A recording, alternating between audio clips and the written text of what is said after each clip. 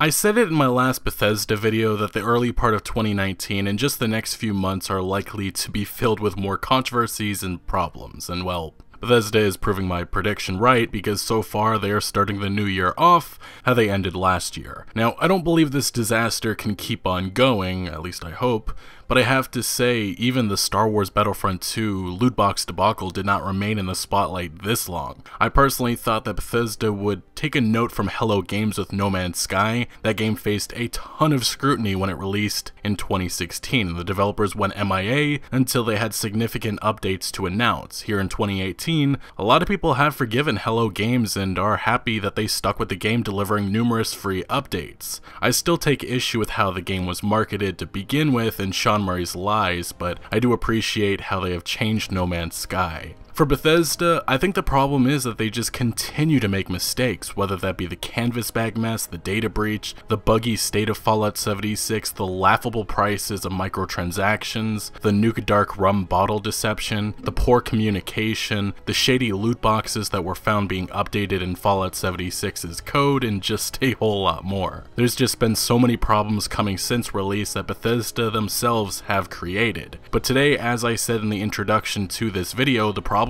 continue to start 2019. So we're going to begin with the whole nuke situation, because if you haven't heard, Fallout 76's endgame pretty much broke. The following clips come from YouTuber Pure Savagery. I will have a link in the description to his video. He did a phenomenal job highlighting the numerous bugs that made launching nukes not possible. So bug number one is that the key letters showing up on the board are now pound signs rather than actual letters.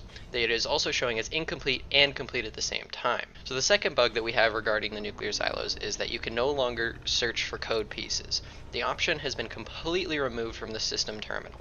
This one prevents you from getting inside the silo completely.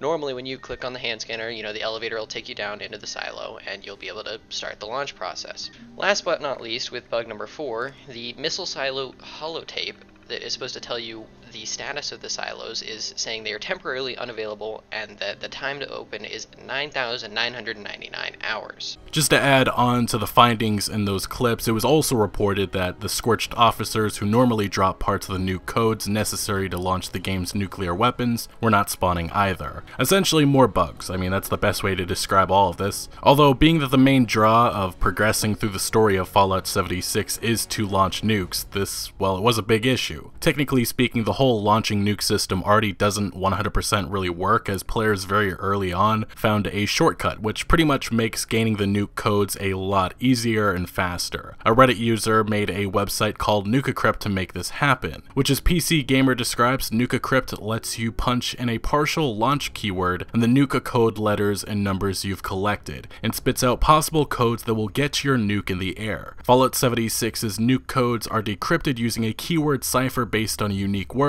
that changes every week. Letters of that keyword are revealed one by one over a week's time in the Enclave bunker, but with even just a few letters known, Nuka can still figure out possible working codes. Anyway, the good news is that Bethesda did take the game offline for about an hour a few days ago and fix the issue, although it appears that this bug happened because of the new year. As Kotaku reported, one popular theory circulating on the game's forum and subreddit is that there was a programming error with the game's timers that only showed up once the year changed over. Basically, Fallout 76 nuke silos were designed to survive nuclear war but not Y2K19. Whatever the cause, it's the last thing the game needed heading into the new year. And honestly, this just does not surprise me. It's unfortunate that this happened, but Fallout 76 is a buggy, rushed out mess, and it'll remain that way for probably a while. When I saw the news breaking, I also had just read an article from Variety titled Fallout 76 Resolves to be Better in 2019, and they end the article saying, "Now it appears the studio is continuing to take action to correct the mistakes of last year's release," which, I mean, I've only seen more of the same thus far. Anyway, another big thing we talked about recently was the unfair bans being reported by many Fallout 76 players. There was some saying that mods got them banned and others who have Cheat Engine installed on their computers getting banned. Now, from my understanding of Cheat Engine, it does serve a purpose for some single-player games, and it's not always the intention of the user to use the program maliciously. Anyway, many Redditors have claimed that they have been banned for having Cheat Engine installed, many of these users claiming stating that they have not had the program running while playing Fallout 76, and it calls into question how Bethesda's anti-cheat works because based on the findings from YouTuber Juicehead, there's just a lot of question marks. Fallout 76's anti-cheat will look to see if you have cheat engine running on your computer, and specifically it looks for the name of the application, so if it's cheatengine.exe or there's several other variants of that. And of course, if you have that running, seemingly it will alert Bethesda, and then we are seeing some bans as a result of that, or at least that's my conclusion for 2 of these bans. So if this is true and everything's working the way it kind of seems like it's working, that seems pretty crazy. Just having this program running on your computer at the same time as Fallout 76 running could lead to you getting a ban. Even if it's in the background, even if, let's say, it didn't close properly, like Fallout 76 doesn't always close properly. Pretty much either numerous users are lying or Bethesda is having another oopsie, and their anti-cheat is not working properly. Now, recently we did get an official response from Bethesda community lead G-Staff saying on the Reset Era forums, "We flag the use of third-party applications with Fallout 76 because we do not want players exploiting the game in ways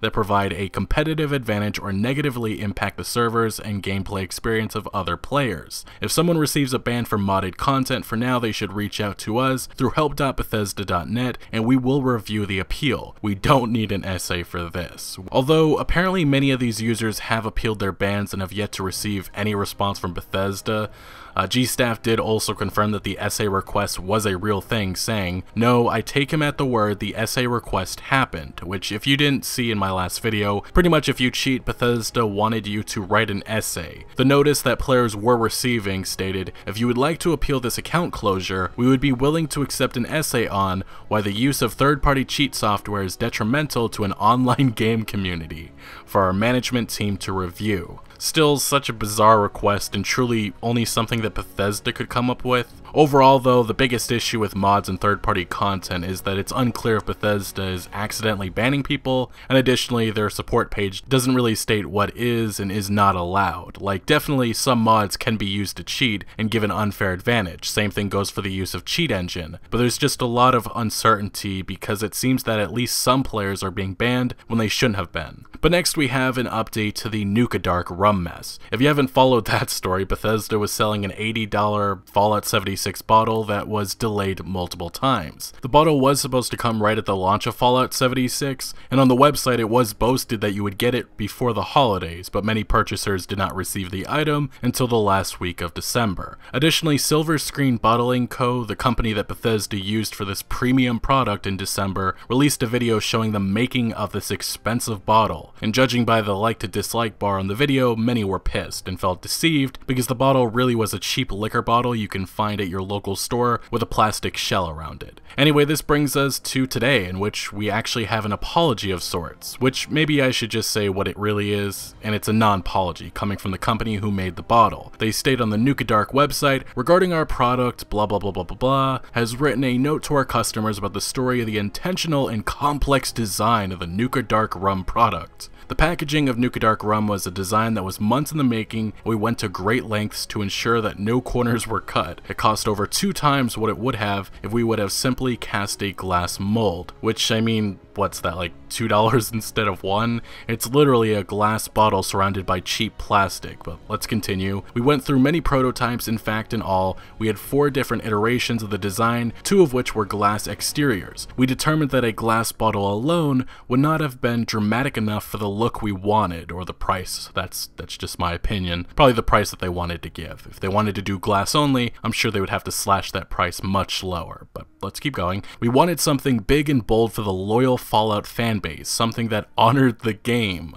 I mean, it does honor and represent what Fallout 76 is, give them props for that point, but next they say, "Over 100 hours were spent just writing the code to create a 3D printed prototype of the shells. The bottle cap, which is actually an integrated cork/cap, was engineered and re-engineered several times to ensure it fit onto the bottle in a manner that looked exactly the way it is supposed to inside of a cork finished bottle, not a screw cap. A design created specifically for rum. The idea was that the bottle was housed in a vault of its own. The dimensions of the entire package are 13 by 6, it is roughly 60% larger than a standard 750 milliliter bottle, and it will stand out on any bar. This is a project we are extremely proud of, and we are sorry that you feel that you were in any way deceived. We were very deliberate in the creation of this product and paid great attention to the brand and the quality, not just the presentation, but the rum inside the bottle as well. We can't wait for you to see it in person and taste it for yourself. We're not sure that the images or videos do it justice. Now, if you don't agree when you receive yours, please let our team know by submitting a form in the questions about my order section below. We will work to make it right. I mean, for starters, they in no way stated how this product is worth $80, which actually is really $100 with taxes and shipping included. But they also don't explain why they did not communicate what the product really was before release. Like on the Nuka Dark site, it simply says, Nuka Dark rum shares the same look as the other bottles of Nuka-Cola, but a black color and a simplistic label. That's it.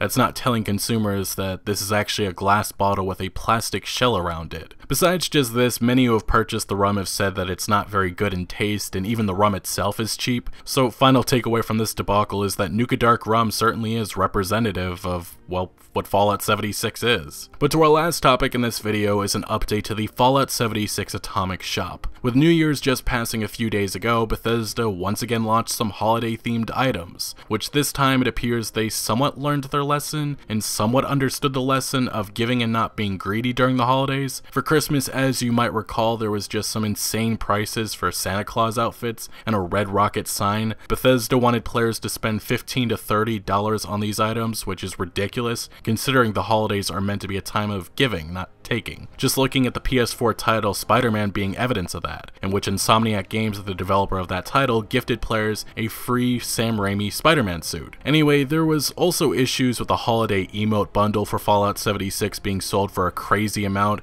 and not including new animations or really anything new except for pictures, which was not made clear in the item's description. There was also the whole debacle over the pricing and Bethesda being misleading with their sales. Anyway, with New Year's we are seeing better prices, with the most expensive being a bundle of tuxedos for only 800 atoms. Although what I don't understand is why Bethesda can address these concerns but not the normal prices for other items, like power armor skins, and really everything else in the store remains overpriced. And also I will add that these holiday items probably should be free, you know, a gift to the community, but Bethesda continues to be greedy. And it's like Bethesda does hear the frustration but does not care to change. Anyway, that really is the best way to describe Bethesda through all of these Fallout 76 blunders and issues. The company really only talks to the community when it's something positive, and/or they only really address issues when they're backed into a corner. I still wonder what happened to Pete Hines. The man dropped off the planet after Fallout 76 launched. But pretty much Bethesda is starting 2019 off how they ended 2018, which I imagine things can only get better, I hope.